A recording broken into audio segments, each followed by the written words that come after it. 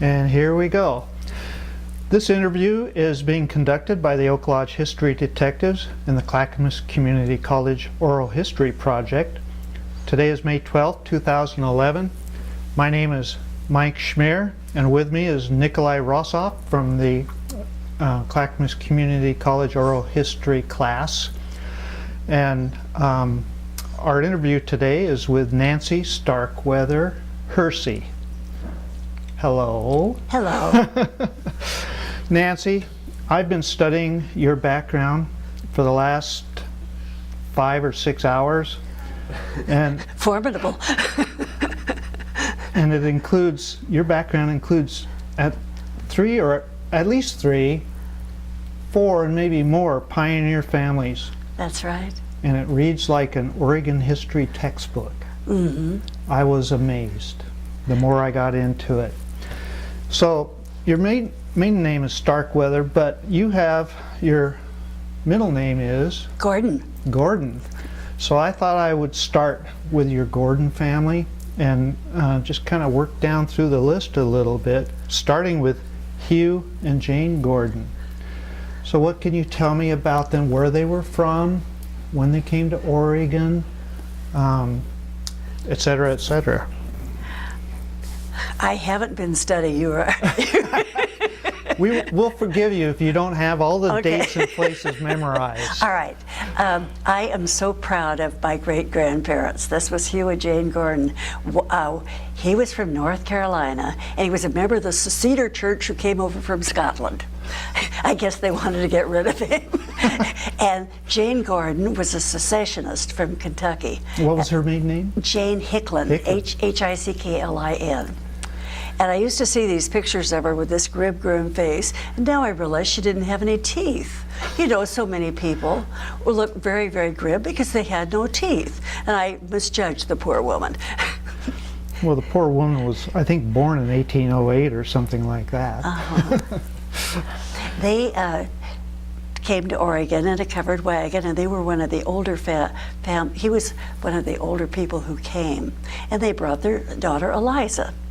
And they also brought their son Harvey Gordon. And so they settled and took a donation land claim in the Four Corners area of Malala. Mm-hmm. And as I mentioned the other day, that their donation land claim was similar to where the Buckaroo grounds are at the present time. Well, I've read a little bit about the Four Corners. At least it's mentioned in some of the histories. What was that? What did that mean? I guess the 4 donation land claims abutted at this particular spot, so they call them the Four Corners, where they connected. Okay. And as you know, I'm sure people had huge donation land claims at this time. Well, I have down that Hugh and Jane came in 1846 and filed that DLC in 1847. Yes, and in order to be able to claim it or keep it, you had to make improvements on it. You didn't have to, I don't mean you put in a 4-bedroom house with 3 bathrooms, but you had to have some kind of an improvement. And they lived with another family for quite some time, which I thought was quite interesting. Yeah, well, I guess they became very close on the trail, and probably money was rather short, so they did whatever they could to accommodate themselves. I see. But you don't remember the name of that family?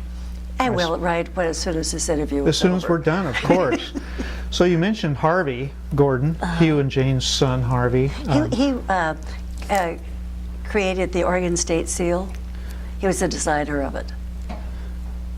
And I understand he was the first state printer. Yes. For a time. Yes. And then Eliza was from this family. And, yes. She must have met William Starkweather? Yes. Okay. They met along the way. My grandfather, William Starkweather, he was an itinerant schoolmaster, and he came across the United States and would teach 9 months one place and 9 months another place. And he always enjoyed boarding with the families, and it just worked out fine. I was fascinated because there are about 5 or 6 generations of family that have been in the education business. I noticed that. It was a bad gene that just a took bad gene or a good gene? Yeah. Well, William, A stood for Austin. Came in 1850, I understand. And that was because he wasn't successful in the gold mines. It was he very down hard there. on his health and probably his pocketbook. Well, he and a lot of others. Yes. I think. So he was there, I read, about 3 months in California. Came back up, and I read that he filed a DLC in Lynn County first. Yes, he did, but apparently he gave it up along the way because Jane Gordon gave her daughter Eliza half of what she was entitled to. Oh. And I want to say 160 acres, but I'm not sure of that. So, William Starkweather, after California, or before, I don't know which, was in Lynn County and then to Molalla. And then you said he was a teacher? And he had come from where? He came from Connecticut originally. Oh. And because he was very much of a New Englander, he brought the word Concord into his new home because he was a scholar and he loved to read, and of course he was very much aware of all the history that had happened over in neighboring Massachusetts. So we have William to thank for Concord's name? Well, that's the story that I always heard. I think so. Well, was he a teacher? He was in Ohio, was he not? Yes. Before he came here? Yes, he made about 3 stops. 3 stops? Yeah. Between Connecticut? Yes, and the Okay. gold mines, yes. My father always said he came up on the hurricane deck of a mule, which I thought was rather interesting as a means of travel. Well, he did come overland, Yes. as I understand. And so while he was in Molalla, he met Eliza. They were probably neighbors? I suspect there was a few people that probably everyone knew everyone. I imagine. And what I'm finding I have a diary that was written by my father's older sister, and the year of it is 1879, 20 years after statehood. And anyway, Victoria writes about what life was like, and she's the one who lived approximately at the intersection of Neff and McLaughlin. Anyway, she writes about their life, and everybody knew everybody, and they were constantly in motion. And one of the things that fascinated me was they were always staying all night at one another's houses, but it was just easier to travel that way. Oh. And they stayed out of the barn quite often. I mean, I'm used to better accommodations. I've gotten softer through the years. We're all a little bit spoiled, I think, Yes. compared to all of them.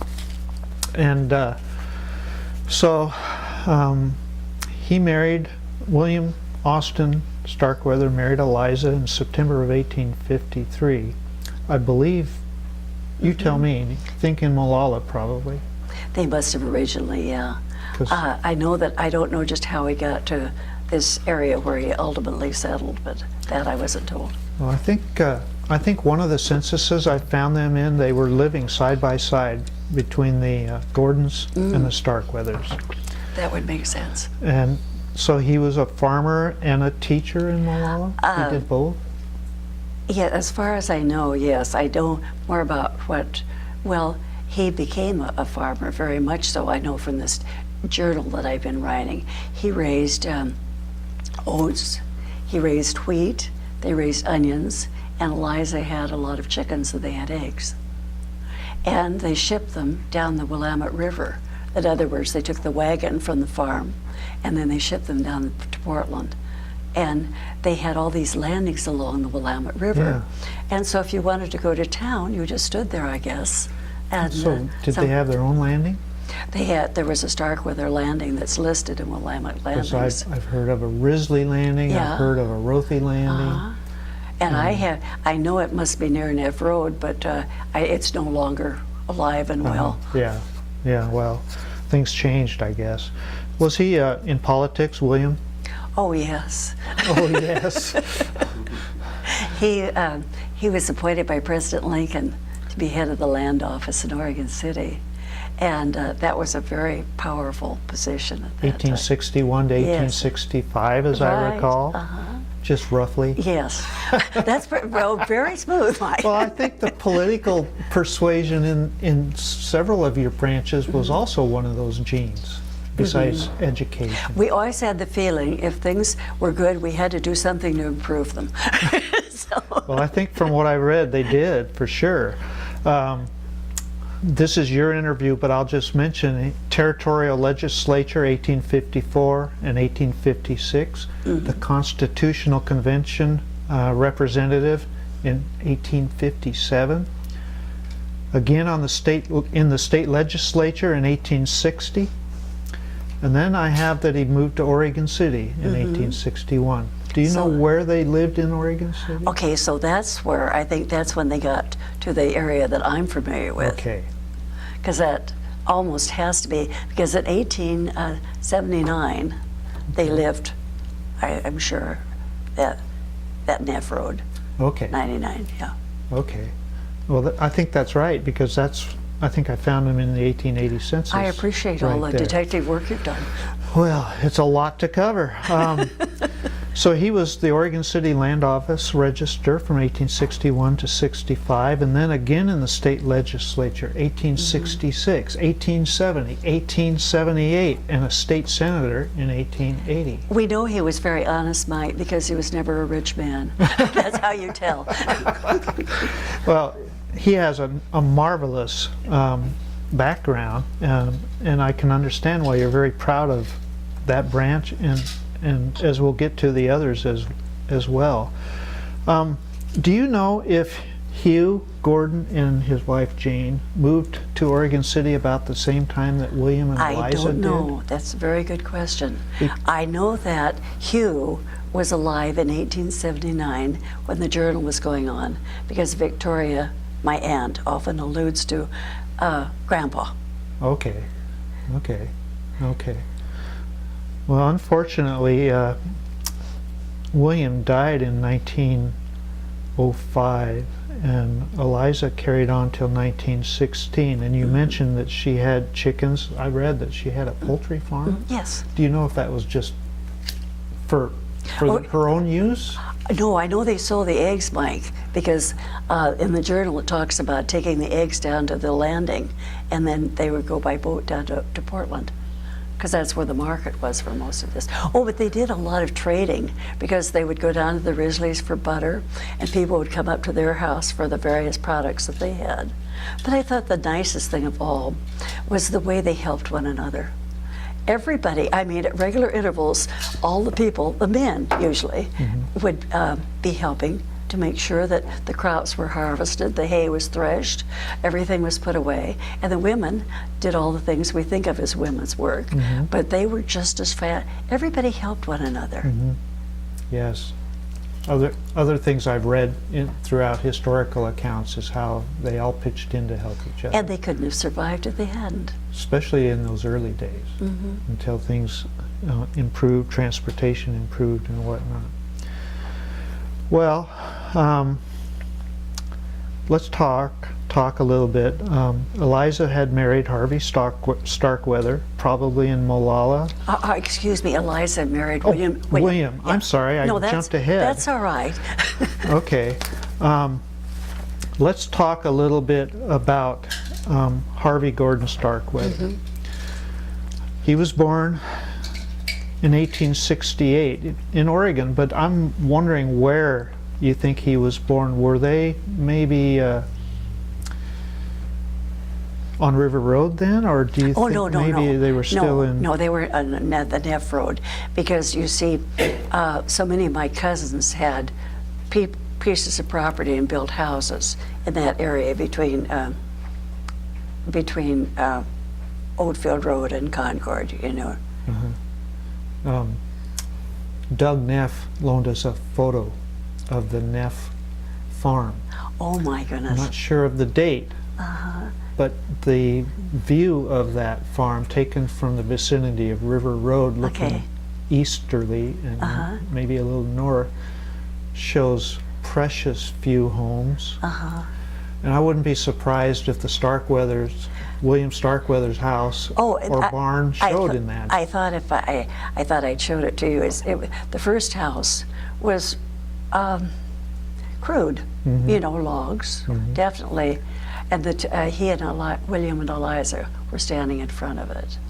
And then later on, they moved up to Oakfield Road. Well, maybe someday we'll talk you into letting us scan a couple of those. Okay, I'd share. Okay, so he was born probably in that area around Neff and what Yes. is today McLaughlin Road. Where did he go to school in those early years? I think they called it the Riverside School, or they called it Concord. I think I heard both names. Okay. That was probably it predated the school we know of as Concord School now. Yes, well, what they did, my grandfather used to go around and get what he calls subscriptions, and he mentioned, this is from the Journal, she says, Pa was seeing so-and-so and so-and-so, I won't mention the names, but they're all the names of, we know people. They were trying to get money to run the school. Well, so it's like an index or Yeah. a census, Yes. if you will, of neighbors in the area. Exactly. Well, that would be a marvelous thing to know. Did he go on to college after school? No, he didn't. No. I thought it was rather interesting. He had a life teaching certificate. And he was chairman of the Board of Regents at Monmouth, as I mentioned, because that's where he met my mother. But he did awfully well, considering we really don't know when he stopped going to school, but it wasn't very lengthy. So he taught for a number of years, didn't he? He taught for a while, Mike, but you know, that is sort of a life of poverty, to put it bluntly. If a man wants to rise in the world, he went into property management. And one of the things he did during the Depression, now Dad was 60 when I was born, so this is why that I don't remember his early life at all, because I didn't know it. But anyway, in the 30s, Dad was an appraiser for the Homeowners Loan Commission, and he would come home and he would tell us, not people's names, but the circumstances and what they were doing to keep people in their homes.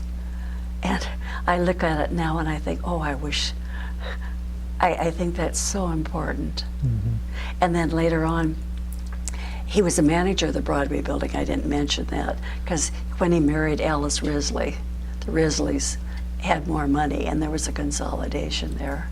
And so they purchased the Broadway building, and Dad was the manager, and he had I think a third or a sixth interest, something like that. Well, the Broadway building, was it a hotel? Or? No, Broadway in Morrison in downtown. Okay. It's just across the street from Nordstrom's. Okay. Business building? Yeah. Mostly businesses? Offices, yeah. He was in LeGrand for a little bit. Yes, when he was in LeGrand, he was the school superintendent up there around the turn of the century. And he came home because the two doctors told him he didn't have very much longer to live and that he should get home and, you know, put his affairs in order. And I remember my father telling me, reading about the obituary of a doctor, saying, well, there goes the second one. And he explained the first one that had told him that he was going to die. And we're talking about 40 years later. Yeah, yeah. And left this world for some time, and this other man lasted till probably the 40s. But Dad, I think, probably had a heart murmur. Oh. And, you know, something that might not sound good, but not be that serious. Yeah, because he lived till 51, I think. Yes, he did. Yeah. I read that when he was in LeGrand, I found him there in the 1900 census. You did, okay. And that was fun because Eliza was visiting. Oh my goodness. Oh, that's It nice. said right there, visiting. But he was superintendent of schools there. Yes. He was superintendent of schools in Clackamas County, too. That's what I mean. I thought he was. I thought it was rather surprising, but I'm not going to quarrel with it. He was a smart man. Well, more power to him, I say. He was certainly probably a lot did well. smarter than maybe people who had more education. Well, I have that he retired from teaching in 1901 That would have been about it, yeah. and turned to farming. Yeah, he did farming for a while, but that I think was handling property and appraising. Oh. Another thing he did, and this was in my lifetime, he was an appraiser for the flowage easement of the Bonneville Dam. I didn't hear that. probably did. I didn't mention it. Anyway, and this was during the Depression. And you're too young to remember what the Depression was like, but money was extremely expensive, very valuable, and nobody had any. And my father got paid $25 a day. Oh my word. And we thought they were absolutely just throwing money around. So that was for Bonneville Dam? Yeah, Floyd easement. You know, when the land that is flooded by the dam, it has to be compensated. And what they do, they take it to court, and Dad would testify in court, and the people would testify in court what they thought it was worth, and so the jury would make a decision based on the evidence they had. Maybe he was brought into that because of his real estate background. Yes, his experience. Yeah. Well, he had a lot of common sense, and he was also a person that people respected. He built an awfully nice house on River Road. Do you remember when that might have been? That was quite a bit before my time, Mike. I know, I know. I've been around a while, but I read 1904 to 1907. That's what I heard too. But I've heard two different dates, and 4 was the one I always figured must be. But I've read several things that conflicted each other. Oh. So on different subjects. So who knows? You know, people's memories are not 100% accurate, even when they're trying to be truthful. I know. You should read those census records. I have okay, so he built the house, let's say he finished it around 1908 or something. I have 1916 to 1918, so that's during World War I, chairman of the Democratic National Committee for Clackamas County. I have 1918 to 1920, chairman of the Democratic Central Committee. I can imagine that happening. In 1920, your dad ran for the U.S. Senate, but and didn't make it. Was defeated. Yeah. And then he went on a U.S. commission tour to Europe to study rural credits. Yes, well, that was fascinating. I wish I'd paid more attention when I was young. My dad would begin to talk, and I would not pay attention, and I am deeply regretful, and I'm so glad that you're doing this now so we can give me a chance to vindicate myself just a little bit. But anyway. I'm sure he's watching. Well, I think he has been watching what they do at his house. When we lived there, it was during the Depression, and nobody had any money. And it wasn't that he wanted to neglect it, but we couldn't afford to fix it. So the first thing, as soon as he got some money, he worked on the house. But wherever he is now, he is smiling at what the Sandy family has done for it. I saw the website. They did a beautiful job. The house is beautiful, the grounds are beautiful. And they even featured you in there. How did I get into it? I don't know. Okay, so I understand that his trip to Europe, it led eventually to a Federal Farm Loan Act. Yes, well, what it is, he wanted to. Farming is so much more than just producing crops. It's getting it to the market.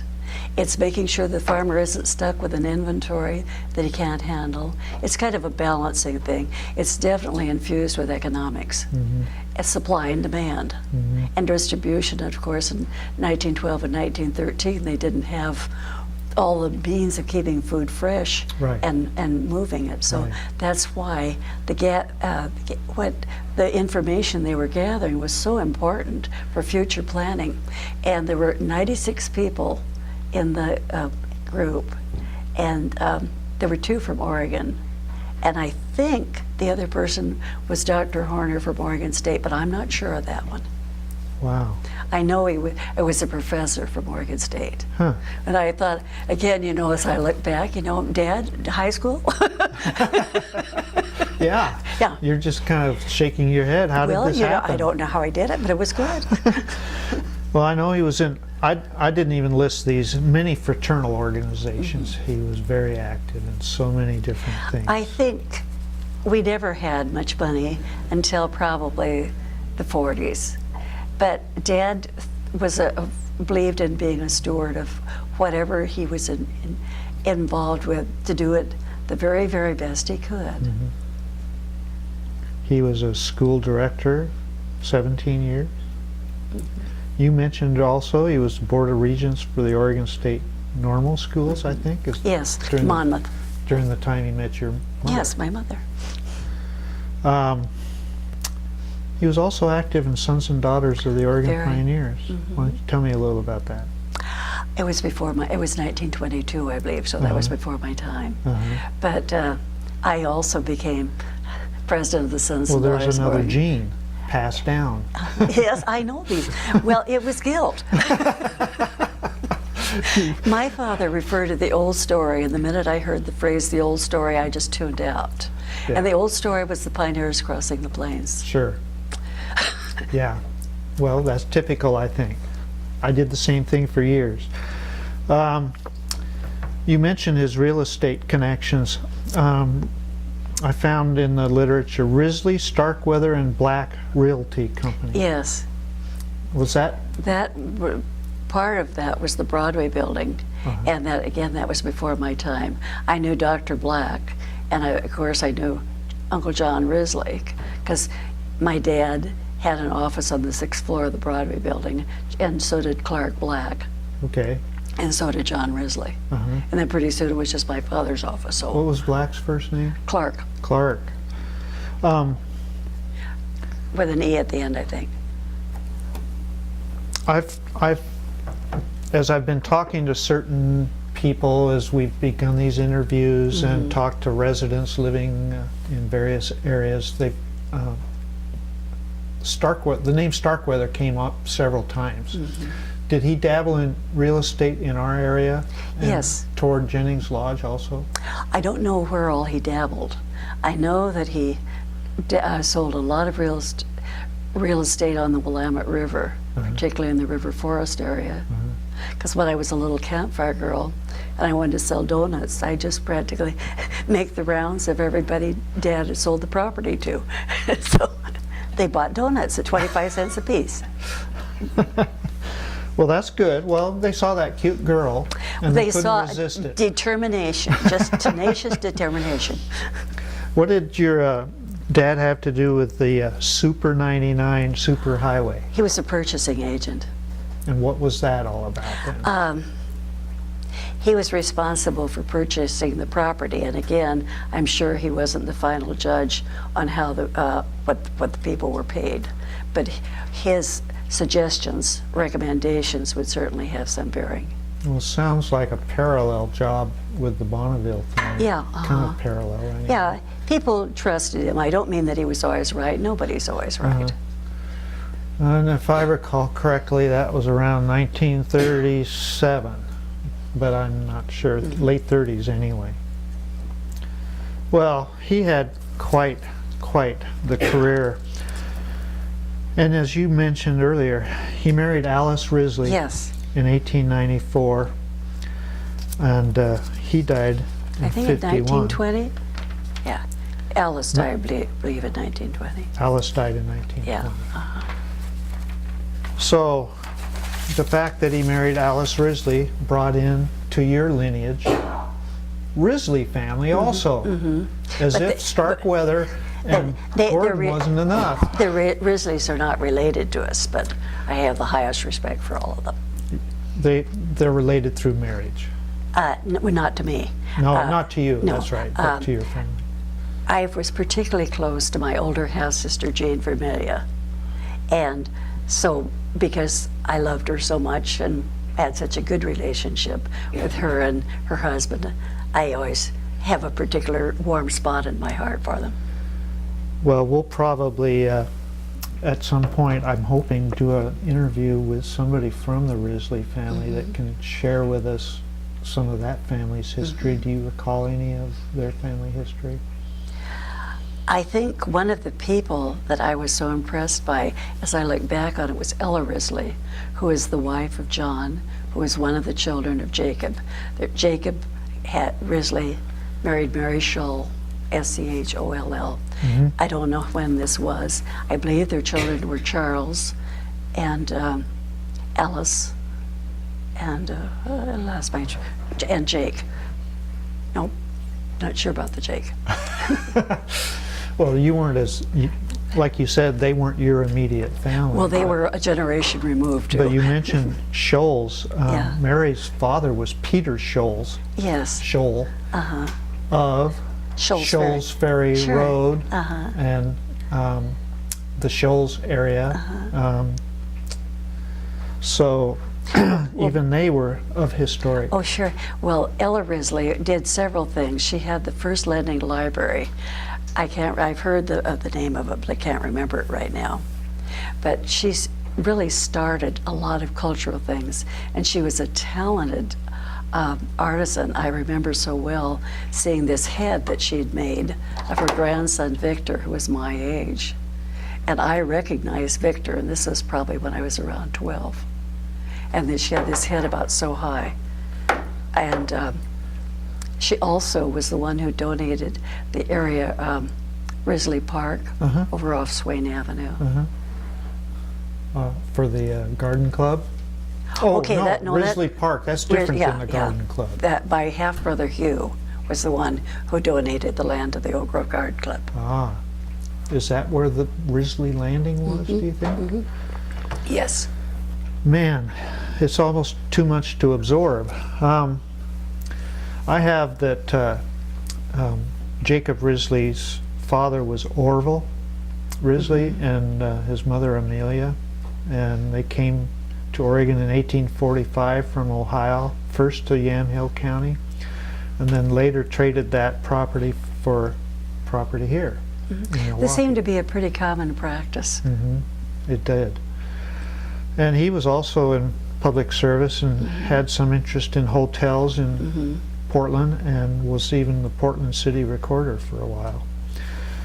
And this is an aside, but they're buried at Lone Fir Cemetery, which I thought was interesting. Jacob Risley, Yes. he's the one that married Mary Scholl, right? That's what and they had the 3 children.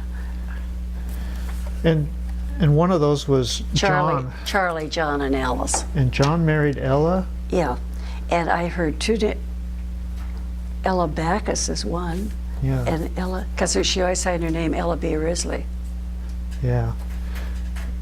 I've seen that Bacchus also. But I also saw another name which threw me, and I'll have to work on that. Well, one of the things that I mixed up on that one, again, it's been so long since I had first-hand access to this information, but her mother was Mrs. Backus, and I would occasionally sit with her because we lived across the street. And her mother's name is Mrs. Backus, but Elsie Oatfield, who was the wife of John Oatfield, was also Mrs. Backus's daughter.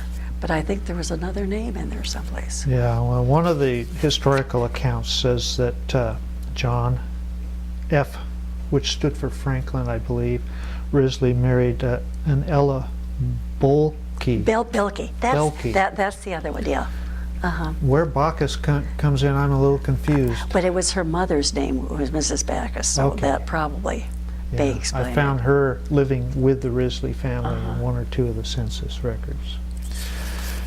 So that kind of covers the Risleys a little bit. They lived right next door, basically. Right across the street. Right across Yeah. the road.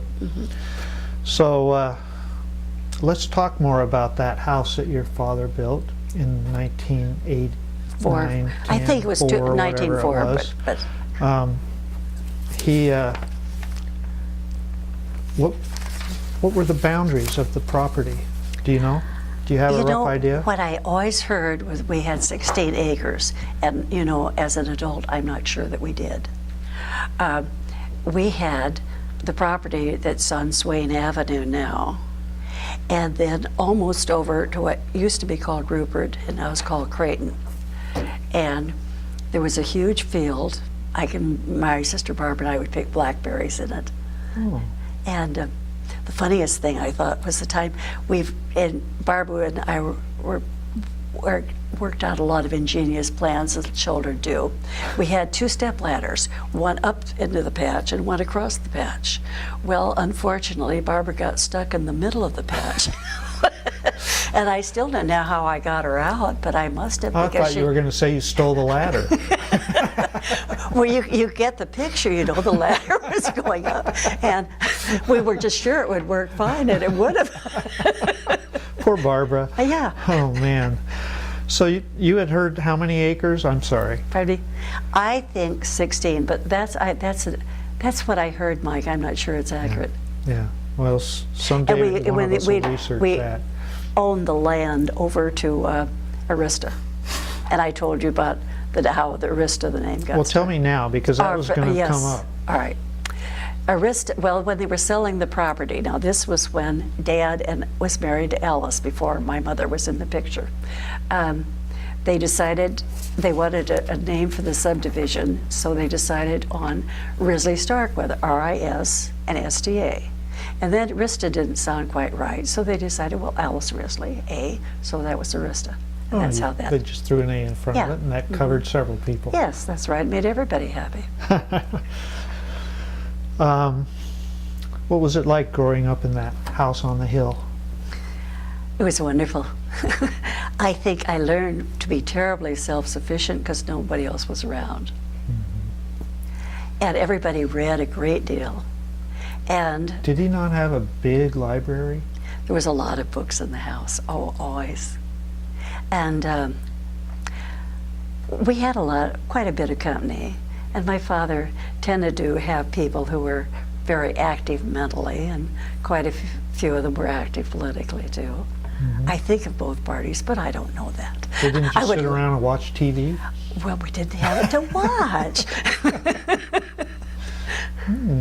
Imagine that. One of the things I remember so well, we had a fireplace, and that's how we heated the house.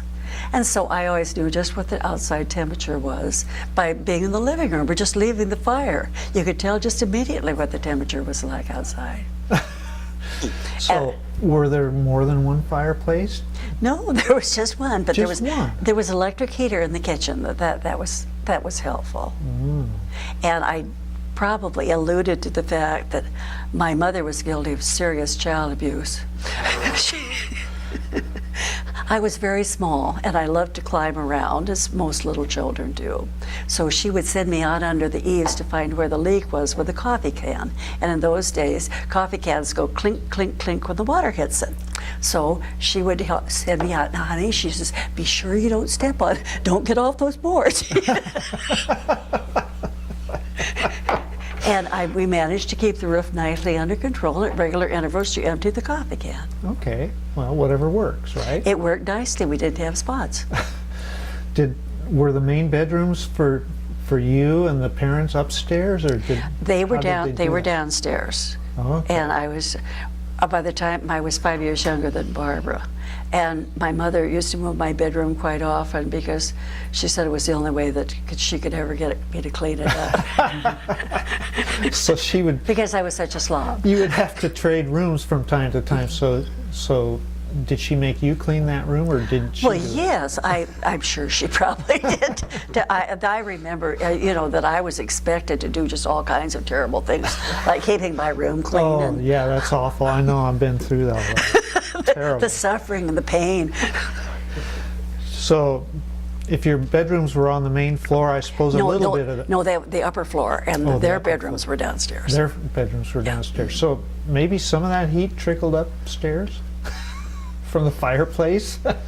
Well, we had lots of covers. Yeah. It was comfortable. Yeah. I was very comfortable. And what did you do for lights and? Oh, we had electricity. You had electricity. Oh, yes. Well, And we had a refrigerator.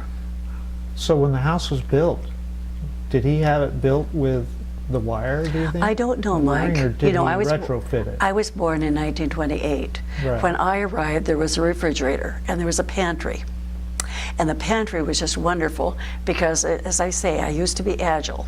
And I could stand with one foot on either shelf and go up, to the very top shelf. It's a real feat that I could not duplicate today. No, but you have wonderful memories of doing that. And then another thing, my parents, I was born in 1928, the Depression came in 29. Well, one of my earliest memories is of a maid, and she was so nice, and she had a little black dress and a little white apron, and her name was Delora. And she was crying one day, and I asked my mother, why is she crying? And she said, well, she wants to be with her family. Rough times. Yeah. Very rough times. So, how much of the food that your family ate was grown on the property, and how much was purchased at a grocery store? I think most of it was purchased. And from where do you? Oh, the By-Right Grocery. You know By-Right. Yes, the McKeel brothers had them. In Oak Grove. Yes, in Oak Grove, yes. Aha. And I mentioned when I was writing that when my dad paid the grocery bill, which was all of $30, and they would get a little jar of hard candy to bring home. And it was really a real treat. A little treat for the children? Yes. One of whom had a terrible sweet tooth. I wonder which one. What schools, you and Barbara? We both went to Concord School. And where was this it is then? the one. This is the one that is on Concord Road now. Oh, okay. And I went to first grade in a little one-room school that was just for the first grade. And Miss Cockerham was presided over it. And Miss Cockerham, I'm sure, was 7 feet tall and very thin. I was To you. Yeah, I was petrified. And then when we had the old Concord building, and this is the one that faced Concord Road.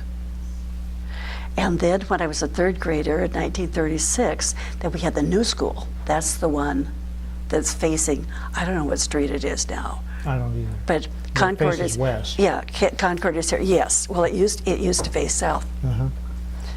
I've seen pictures of that. Harvey's kids, before he remarried, did they also go to Concord School, or? I don't know. Because it's possible some of them went down to the Riverside School. You know how it is. Your world begins with your part of it. Right, exactly. Where'd your family go to church? We never went to church. Okay. One time my father went to the Methodist church, and I'd been reading Heidi at the time. And my dad was about 70, and I was really worried because I figured that he felt he wasn't long for this world. He was going down to the church, but it wasn't anything serious. They had paid off their mortgage. They were burning their mortgage, and Dad was quite often a speaker at such events. So it was just logical that he would give a laudatory Sure. speech at the Well, burning of the mortgage barn. I can't imagine that he would have had time to go to church with all the activities.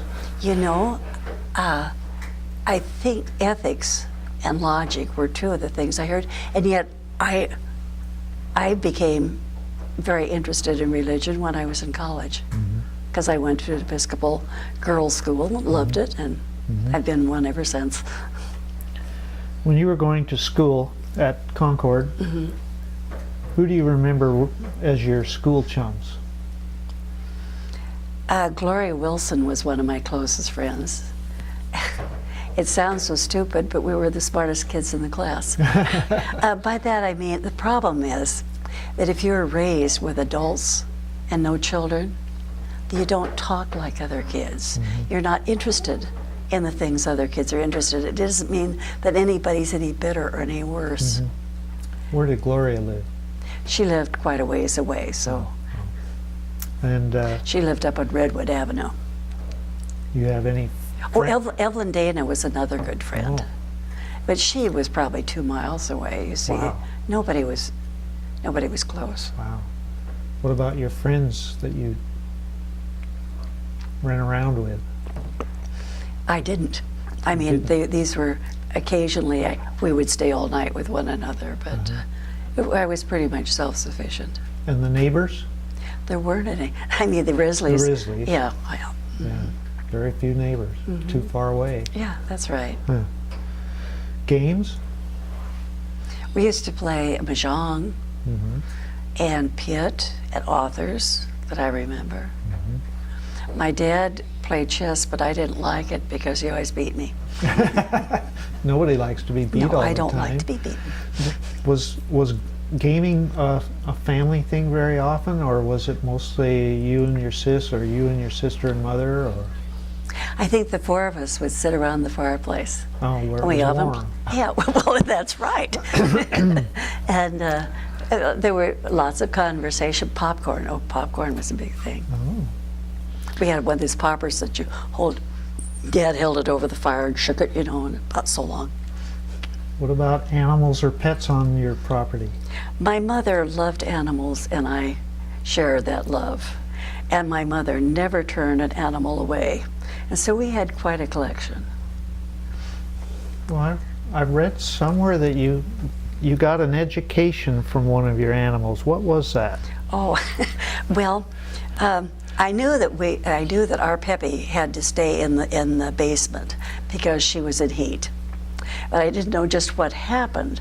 But I knew that Peppy was just irresistible to all the boy dogs because they would sit out there and ow outside, and she would ow from inside. You know, like, guys, I'm still here. Don't give up. And so, anyway, one day she got out. I, unfortunately, was the one who let her out. I didn't mean to do it, but it happened. Yeah. And she was gone for some time. And she came home happily impregnated. And she had 3 different sires to the puppies. When we first saw these puppies with a little tail over the back, we thought, how cute. They're red like our Serby, the Cocker Spaniel, but they were red like the little chow that had been visiting. So that's how you got your education on the birds and the bees? Yes, huh? that's right. Yeah. What did they have farm animals on the No. property? Oh, the closest to a farm animal we had was Old Prince. No one, he was a horse. Oh, okay. And my sister, during the Depression, one time brought the mail down from the top of Oak Grove Hill and delivered the mail because there were so few people there that she could deliver it on Old Prince. And my dad stayed home from work 2 days, and all the time I knew him.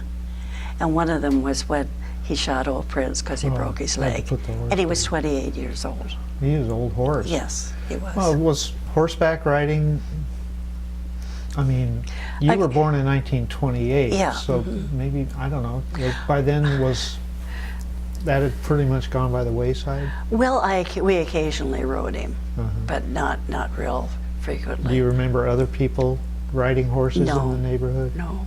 When I was in my teens and jobs were very, very plentiful, and I had 2 or 3 of them, I went horseback riding once a week, but I paid for that. Yeah. Nancy, what was Camp Starkweather? That was a very special thing. You see, during the Depression, everybody was so short of money. Nobody felt bad about it because nobody had any money. And anyway, my mother decided that we would have our own camp because Camp Namanu was just much too expensive. It was $1 a day. Where was that? Over in the Sandy River. Okay. I think it's over in the Sandy River. There's 2. One is Onley and one is Namanu. And I'm not sure. At any Not rate, important. at any rate, we couldn't. No one could afford it. So my mother said we will have our own camp down on the river. So we set up these teepees for the girls to change clothes in. The property down. This is the riverfront. This is between the house on the hill and the river, which is now, of course, sold with lots of houses. It would be the property that would be involved in Risleys and Gordons and the property that's north of I there. see. So we would have probably 20 girls that were down there. And then we had about 4 or 5 teepees. Well, that helped out a lot of the local girls. Oh, yes. And then the nicest thing of all was singing around the campfire. Yeah. Because in those days you could have a big bonfire. We put stones around the outside edge. Stones, Dick. He knows about my love of stone. No fire permit? No fire permit. We just let it go. Unbelievable. So how long did Camp Starkweather exist? Well, it was for several years, and I think it was a week or 2. And then the girls' mothers would take turns furnishing the food. And then we had this swimming pool that people thought we were very rich because Oh of the yeah, your swimming dad pool. built a swimming pool. Yes, and it was 4 feet deep at the deeper end. Wow. And it was spring-fed. So and there were trees overhead just in case any sunshine might have gotten in. They didn't. We were small and skinny and shivered a lot. Well, it was spring-fed. That's interesting because your dad built that house on the top of a knoll. So I wonder where the spring was. Okay, the spring was up Risley Avenue. I remember a little green square house, dark green, and it was at one time furnished the water for the Risleys and for the Starkweathers, and I don't know if anybody else, and every so often some enterprising citizen would tap into it and really diminish our water pressure. And my father, being the kind of man he was, wishy-washy, of course. Right. They didn't do it long. He'd have words. He would take care of it. No blood, nothing like that. Just In the years that you lived at that house on the knoll, who all lived there?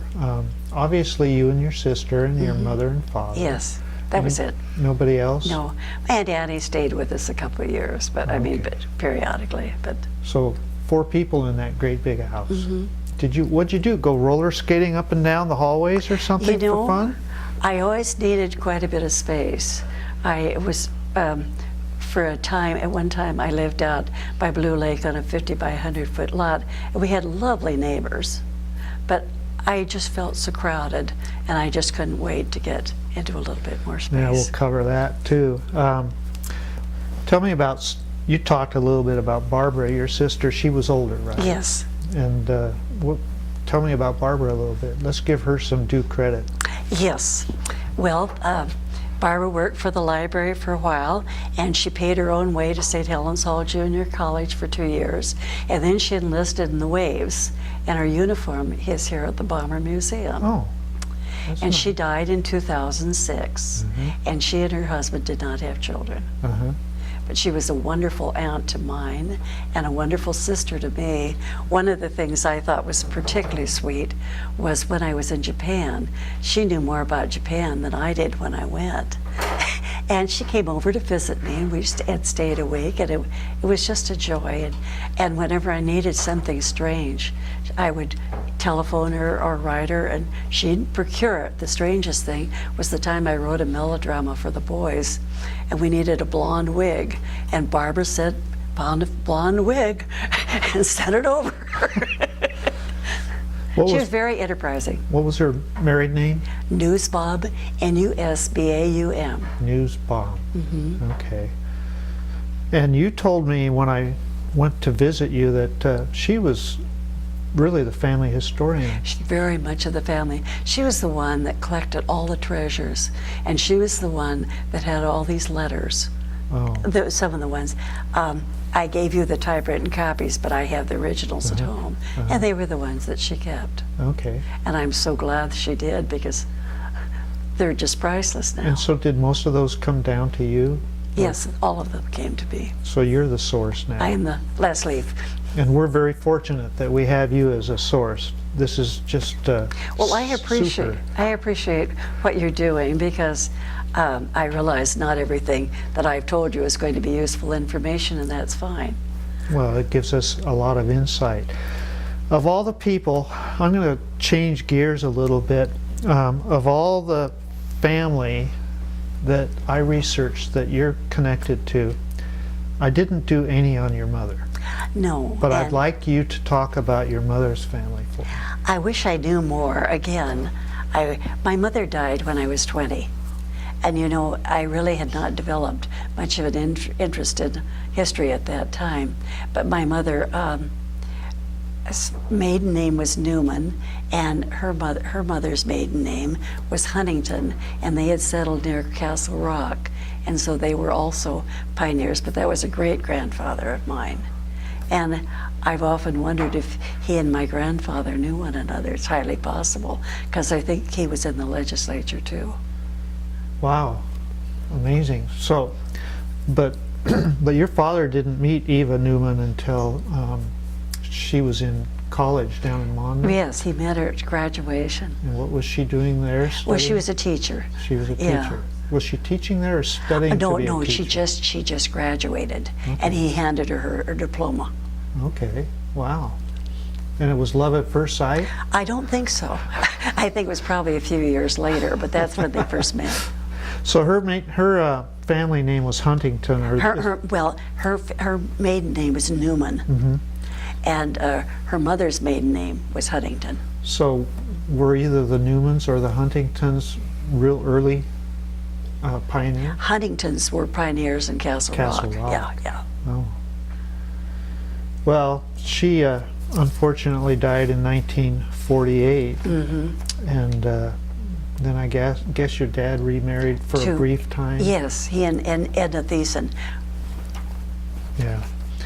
And her middle name, I guess, was Marie, because Dad always called her Marie.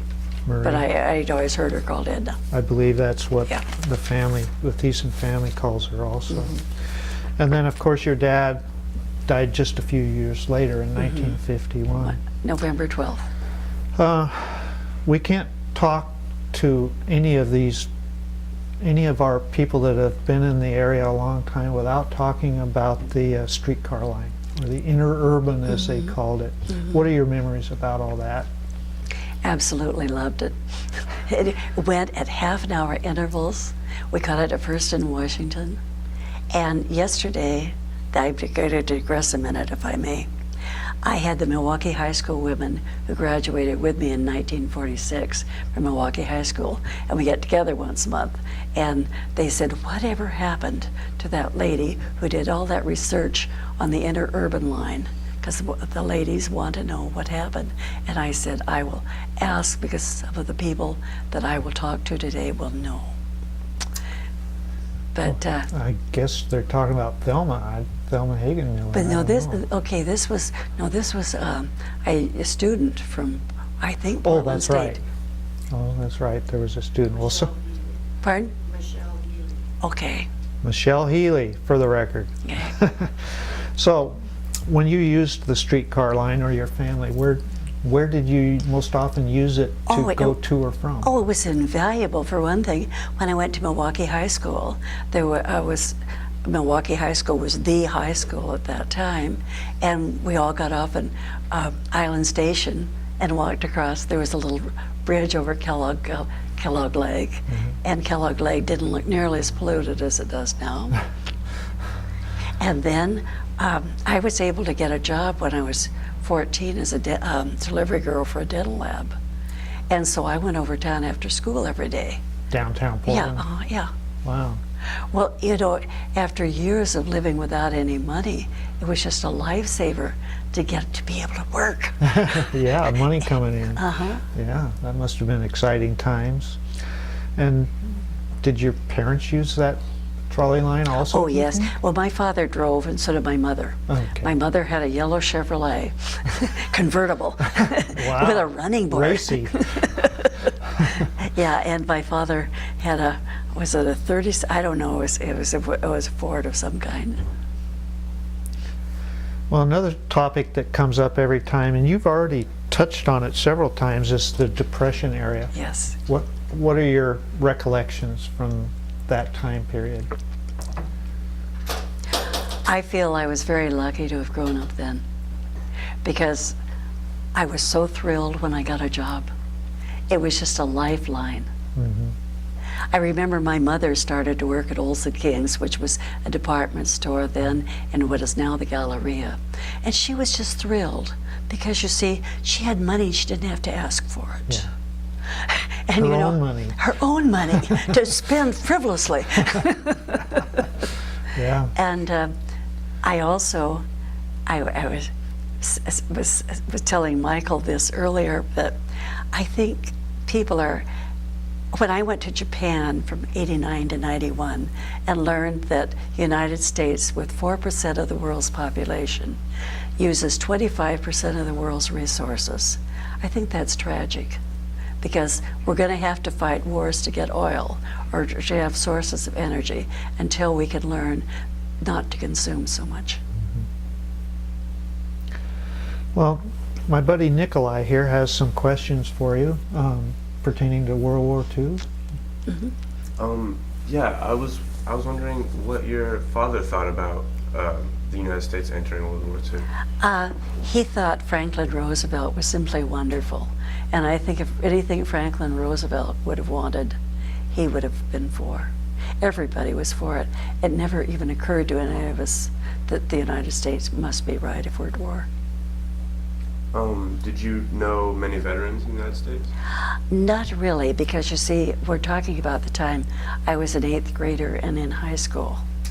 But we thought all these boys were so glamorous in their uniforms. Oh, and the sailors in their sailor suits, and the boys with their hats. I mean, they were just terribly glamorous, but they were 5 or 6 years ahead of us. And in those times, that was such a big gap that we could look with awe, but not be involved directly with. I did write to several friends who were in the service. Okay, well, how about a few years after that, when you were more of a young adult? Yes. Most of the men many of the men that I met down at Oregon when I was down there the last 2 years were GIs. It was just wonderful because so many people could get an education that never would have been able to get it otherwise. And they were also eligible for homeowner's loan as well as education. And it was just a lifesaver. And that's when the middle class became so strong, when all these people had upward mobility. So during that time when you were a young woman, what was it that you did for fun?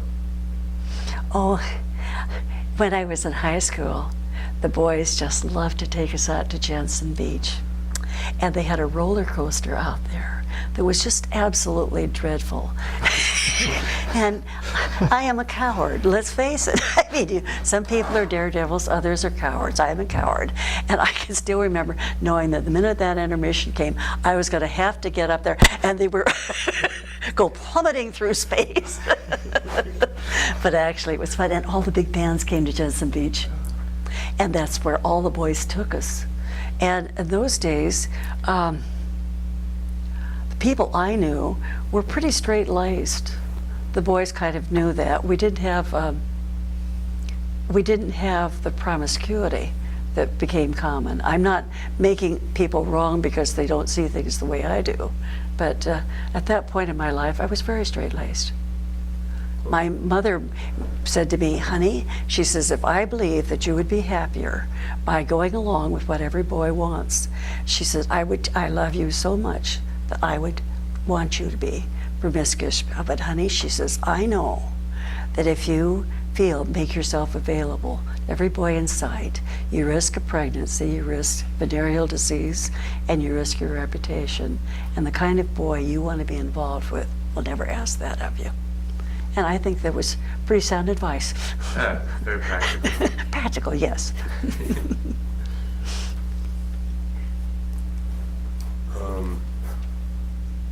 Well, that kind of relates to your bio, which Mike wanted to talk to you about. You already said, Nancy, that you went to Concord grade school, correct? Mm-hmm. And then when you moved on to high school, it was at Milwaukee High School. Was it Milwaukee Union then? Yes. Milwaukee Union, see? And then when you graduated from high school in what year? I didn't graduate. When I did, I left at the end of my junior year because I really didn't like high school all that well. And I went to St. Helens Hall Junior College, which was a private girls' school run by the Episcopal Church. In Portland? Yeah. Southwest Montgomery and Hall, 12th, 11th in there. So you went to St. Helens how many years? 2 years, because it was a junior college. And then you went to Oregon for the last 2. U of O? Yeah. What year did you graduate? I graduated in 49. 1949. The year I was born. Wow. Just a kid, Mike. And then what'd you do? I waited a while, and then I began to work for the welfare department. And I was married in 1950 to a very nice man who was no longer living, but he was the father of my children. 1950. You went into teaching, didn't you? What I did, I stayed home the first 15 years, we decided that we lived at Blue Lake, and we decided that it would be better to have less and keep me home. Sure. In those days, you could afford to. And you had Nowadays, how many children? we wound up with 3. 3, eventually, yeah. Yeah. So you stayed at home for a number of yeah. years, I presume, until the children were Kind older? of out of the nest, and, yeah. And then what? I went back to Portland State, and I felt like a fish that had been on dry land a while. I just loved going back to school. I loved being a mother, I don't mean that, but I was a fish out of water, at a stay-at-home mom. And so I did a practicum with the North Clackamas School District, and I don't know when it was, but at any rate, it must have been, I would be guessing if I came up with a number. I retired in 1987. 1987. And I was 15 years as a teacher and 7 years as a counselor. So 15 and 7 is 22 from 87. You could do the math faster than Okay. I can. Well, Nikolai has some questions because I think you went to Japan about them. So after you retired, you went to Japan. Yes. I was wondering when exactly you went and what made you decide to go. Well, when I was through I had loved working, especially being a counselor. That was just, I worked with wonderful people. And I have one daughter right now as a social worker, one daughter as a teacher, and a son who's an attorney. And at any rate, I decided I wasn't ready to retire. Okay. And so I went to Japan. My daughter-in-law is Japanese. This is my son's wife. And she helped me get a job. Well, the first, I had several possibilities, but I wanted something definite. I didn't want to go over and have somebody interview me in Japan because it was so expensive. So they came over here to interview me in Los Angeles, where my son was practicing at that time. And my daughter-in-law, bless her heart, just made sure that I was properly, you know, knew what to say and how to say it and so on and so forth. Yeah. And because my son was an attorney and they had a nice home, they assumed that I was a respectable person. You know, you can't get a fly-by-night.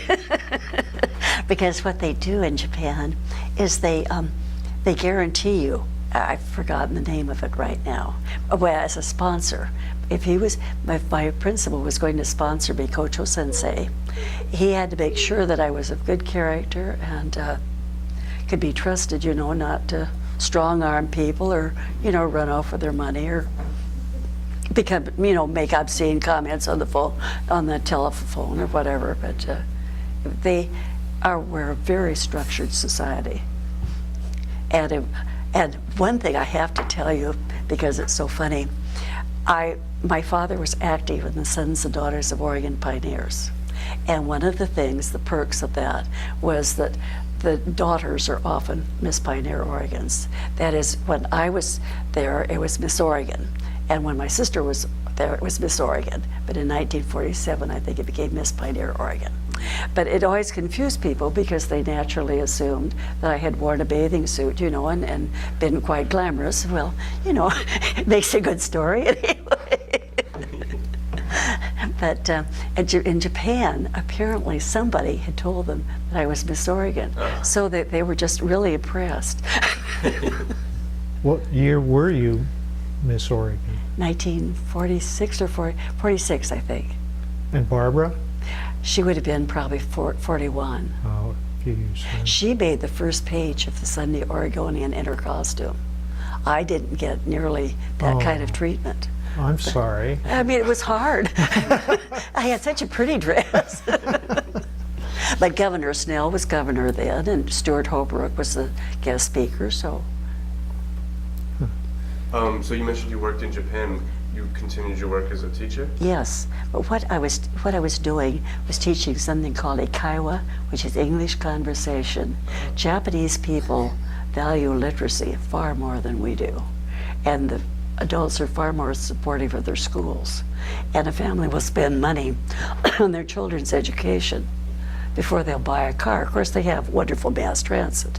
It isn't all public spirited, this. But anyway, the parents are so supportive. And there were 1,500 boys in the school when I was there. It was sophomore, junior, and senior. And they referred to them as first graders, second graders, and third graders. Okay. And I said, it would maybe be better to be thinking of sophomores, juniors, and seniors. Because when the boys come to the United States, it gets a little confusing if they say, I'm a first grader. Yeah. You know, when they're 15 at the time. Yeah. Might be a little emotional problem there. They all had immaculate uniforms that are identical. Oh wow. And no girls in the school. Oh, no. But the girls had neighboring girls' schools, and everybody wore a uniform. And you know, I think it's kind of nice. The reason I think it's kind of nice is when I was working, I felt so sorry for the kids who couldn't afford the kind of clothes that they needed. In fact, at our school, we had organized a clothes closet so that kids wouldn't be picked on because they weren't dressed well. So I like uniforms. Yeah, that's a good reason for uniforms. I was wondering if you made any close contacts with friends during. Oh, yes. You see, because I love the Japanese people, I loved my daughter-in-law. And I had the feeling almost that maybe I'd lived there one time before, you know, if there was anything like a previous existence. Everybody works so hard and they're so honest. Once I took a pair, my shoes got terribly worn down, the heels, because I walked so much. Or I walked probably half a mile or more every day in the morning and then at night to get home from the train. And so my shoes, the heels got worn down. So I took a pair of shoes because I wanted heels put on it. And anyway, the man said I had to pay up front. And but I paid him. And then when I went to get the shoes later, he said that he couldn't accept my money and returned it. He wasn't satisfied with the job he'd done on the shoes. Wow. Because he said the heels that they had were made for Japanese shoes, and they were contoured just a little differently than my American shoes. And they were so honest. I don't know if they still are. But if you leave something, one time when I was leaving, people gave me so many gifts they wouldn't fit in my luggage. And I left a few of them at the station. And I remember people running after me. You left this behind, you left this behind. Well, I wanted to leave it behind. Yes, I did. How do you tell them? Well, and that wasn't too long ago. That was. Well, 89 to 91. Right. Yeah. And during that time, there was a lot of technological advances. Yes. Oh, there was. But you know, I always managed to avoid it, Nick.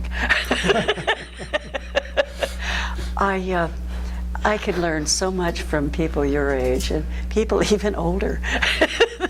I do have a computer, you know, I'm not totally illiterate, but technologically I'm very challenged.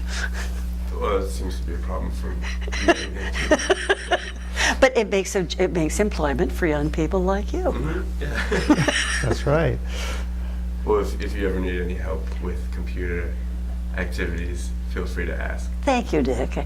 I really appreciate your offer. That's very kind. You're welcome.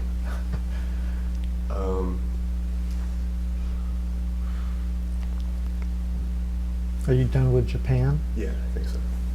Oh, they had 50 Japanese men, 50 to a classroom. 50. 50 to a class. 50 boys. And Wow. how long were classes? About an hour, about 50 minutes. And everybody was in a row, and I swear all the boys were named Takahashi. And I had said that I wanted the boys to talk because I felt that was the biggest need for them to talk because they knew vocabulary. They could read writing fine, Yeah. and they could write, but they couldn't compose a sentence because they didn't know enough about grammar to know how to do it, and they couldn't talk. So I wanted them to talk, and because I was the first woman they'd ever hired, and they liked me, and they thought I was Miss Oregon besides. Of course. How can you go Cachet wrong? like that. You had everything going for you. They probably thought, "My, she's really falling apart in the interval." but anyway, they always listened to everything I said, and they were very kind to me. And so I got 25 students, and the other English conversation teacher was a young man, of course. He and I were kind of one another's support system for the 2 years. Well, you must not have wanted to come home after all that when it ended. I wanted to build my dream house down on the river. Oh. But I will always love Japan, and I am so grateful that I had the opportunity. And then I wrote a book I formed a writing group after I got home, and then I wrote a book called You Teach Us Gently, and that's how I met Dick. Oh, He produces books. Well, before you, are you done with temporarily? Yeah. Oh, feel free. Well, okay. How much freedom, when you were teaching in Japan, did you have to implement your own coursework? Oh my, an excellent question. They have a wonderful phrase over there, the nail that gets sticks up gets pounded down. Okay. And I felt like a peacock. Here I was dressed, Japanese people are beautifully dressed, and I had an excuse to buy all these expensive clothes, which I just, I loved it. But so I had a lot of prestige. And I said, now look, I did so and so and so and so in the United States. These boys need to have a smaller classroom so they can talk. So I didn't like anything that they were doing in the way of curriculum, so I just made my own. And most of the time, they let me. Again, because they wanted me to be happy. Not because they thought they knew anything. For a while, they had 2 young men that came with me to keep order in the classroom. Because everybody knows women can't control boys. Yeah, supposedly. So do you plan on going back to Japan at any point? I doubt that I will, but I write all the time. Most of my friends are Buddhists, and just about all of them. So during the holidays, they have a lot of high special days in December. So we ride every year. Because, they're wonderful people. They're just marvelous. Mr. Hayashi and I ride about once a month. Who's Mr. Hayashi? Mr. Hayashi. His name is Tomo Hayashi, and that means Tom Forest. And he is so articulate in English. And he has beautiful handwriting. Dick enjoys his letters as much as I do. Well, after I'm going to backtrack just briefly, because you had said you had lived out at Blue Lake. Yes. But then you moved again. What we did, we bought the property at Blue Lake and lived there from 50 to 64. In 1964, we moved to the house on Oatfield Road that's at the intersection of Thiessen Road. Okay. All right. And so you were living in that house at the time that you went to Japan? No. No. Let's see. Get everything straight. In 1981, my husband and I parted company. Mm-hmm. It was a very amiable relationship, but nevertheless, we parted company. And that's how the property shifted. And I was living in a house on Sterling Circle, which is just off Concord Road. Lived there for a couple of years. Okay. Rented it when I went to Japan. Okay. And you told me that when you left that Oatfield property, you gave your daughter part of. Yes, part we of gave her the property. lower half, yeah. Yeah. My daughter and my son-in-law, I am so lucky that I have a daughter-in-law and a son-in-law that if I had hand-picked them, I couldn't be better satisfied That's with them. wonderful. Very, very nice. Well, I only have one last topic, and it's not anything real exciting. But as I was going through your history and studying this and that and the census records and everything, I noticed a lot of street names that seem to have a commonality to some of your family names. Can you tell us Yes, some of those? okay. That would be Arista Drive, as we Which you mentioned talked about. earlier. Ada Lane, which is in part of that land that was the part of the family's, probably the Risley donation land claim, I suspect, but I don't know that. And then Hugh Hugh, right? and Ruby Drive. Ruby. Well, I noticed a few more. Maybe you know something about it. Up in the vicinity of the Old Orchard Oh, yes. subdivision, Of course. Okay. near Harold Avenue Okay. and Neff, Uh-huh. are some streets called Dairy, Okay, that would be my Aunt Ida. Gordon, That was, could have been Gordon Kreitzer, because he was also, these were the, my father had two sisters, Ida and Ella. And Ella was the mother of the Kreitzers, and Ida was a dairy. Whipple. Whipple, that she was one of Ella's children. I thought so. And did you already mention Swain? Swain, that would have been part of the Risleys. The Risley family. Yes, yeah. Yeah, that's what I thought. Any others that come to mind? Don't think so.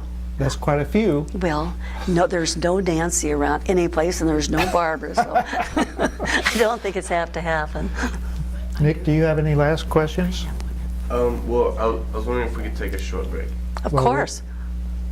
We only have a few minutes, right? 3 minutes. For what's the time? He'll run out of tape. Miss Flowers wanted me to let you know that you could tape over anything else that was on the. That's it. I do have a question if you don't mind. Did you have another question? Yeah, I was wondering if growing up you had any political causes of your own that you were interested in. Not so much when I was growing up, but I used to write after I became an adult. Oh, that's what I meant. Yes. We're always growing up. Yeah. Anyway, I definitely, I am, I guess, a bleeding heart liberal. Okay. So, are you still have you stuck with those? To a minor degree, for when it's a cause that I want so much, but I don't know that it will happen. With the Oregon lottery, for every dollar that's sold, 23% goes to the seller. And I think the seller should certainly be compensated with something. But I think when all that money ought to be available, I would like to have Oregon have a plan like the state of Georgia does, where every student with a B+ average gets to go to school in state. And they use lottery funds to do it. That's a good idea. Yeah, I've always, when I was working, as a counselor, I had an opportunity to do a lot of things that were pretty active to help people. Cool. Well, we're desperately running out of time, and you're a great narrator, so I'd want to do this again if we had a chance, but since we're at the end of our tape, I guess we'll... There might be time for one from the gallery. Pat, did you have a quick? I don't know if it can be quick enough. You mentioned that your father was involved in a lot of the sales along the River Forest area. Yes.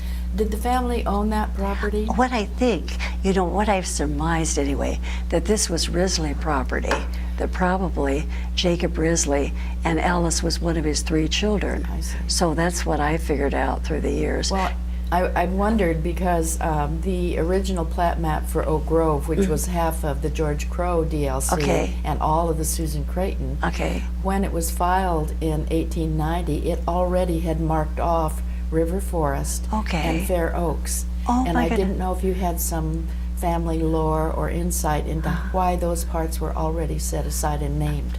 I don't know. Okay. I wish I'd been paying attention when I had an opportunity, but I didn't. Nancy, thank you so much. Well, thank you. I think we have enough. We could cover a whole nother interview.